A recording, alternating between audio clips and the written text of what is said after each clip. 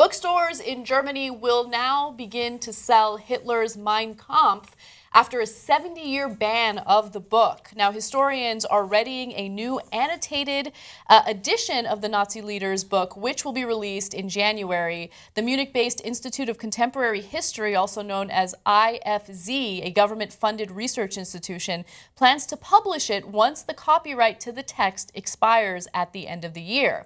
Now, it's not going to be published by itself. It will have certain annotations to kind of clarify how crazy and deranged this man was. It will feature a total of 3,700 comments providing analysis of its content, which doubles the number of pages of the original version.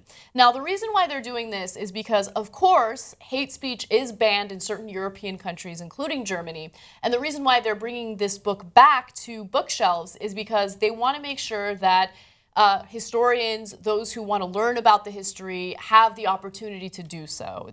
You know, the education related to it is relevant, it is important.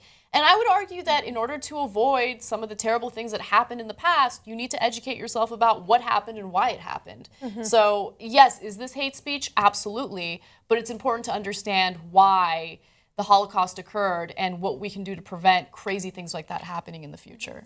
I agree. And the banning of books, I'm not a fan of that at all for any reason. I mean, this is a really heinous piece of work, but let's not forget that it does go on the GOP candidate summer reading list, and you have to have access to, I'm just joking, but honestly, is that true? I was like, it all makes sense now. It's one of these things that it's a necessary evil, because without having an understanding of what this historical awful piece of literature is, you know, we do need to understand it. That's my bottom line. Yeah. We do. It's an uncomfortable thing to advocate for, right? Like to say, oh yeah, totally, put this book on the shelves, because he was such a deplorable, terrible human being, and you don't want to come off as seeming as though you endorse anything that he wrote. But it's kind of like what we went through, or what African Americans went through in the United States. I don't want to censor any part of that. Like, I want to make sure that people know exactly what happened. A lot of people don't understand what happened, you know, during the lynchings, for instance, right? And I want people to know the gory details, because when you kind of whitewash history, just like the Texas school board is trying to do right now, you kind of get rid of the severity of what happened. And I don't want that to happen with the Holocaust either. Right. I agree. I was sort of torn because of that. Like, I don't believe in censorship.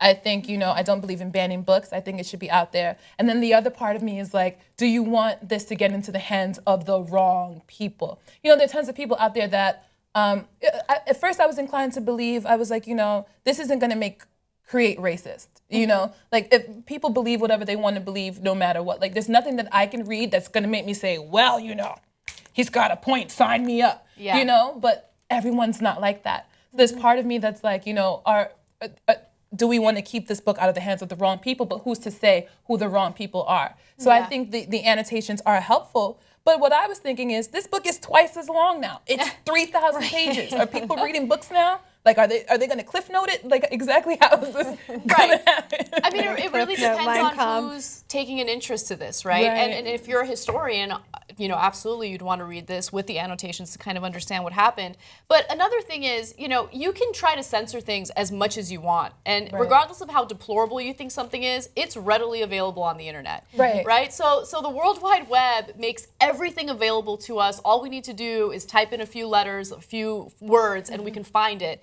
And so I think they realize, like, no matter how much you're trying to censor speech, whether it's hate speech or anything else, people will have some sort of access to it. The people that really want it, they will go out there and get it. And it was just like you were saying about the Texas school board. It's interesting that in Germany, the Institute of Contemporary History, they are releasing it because they want to tell the story, but they want to give people context. But here in Texas, they are trying to whitewash slavery and say, oh, you know, it wasn't that bad. So it's interesting that they are trying to censor the history and sort of rewrite it. What the Texas School Board did has huge ramifications on history books, not just in Texas, but throughout the entire country. Just to give you another example, the way that these textbooks now cover the Civil War is ridiculous. They refer to the Civil War as a war over property rights. But what was that property? Yeah, what was the property? The property was over slaves, but they won't clarify that because the school board set the standards and they wanted to ensure that they would whitewash these books as much as possible.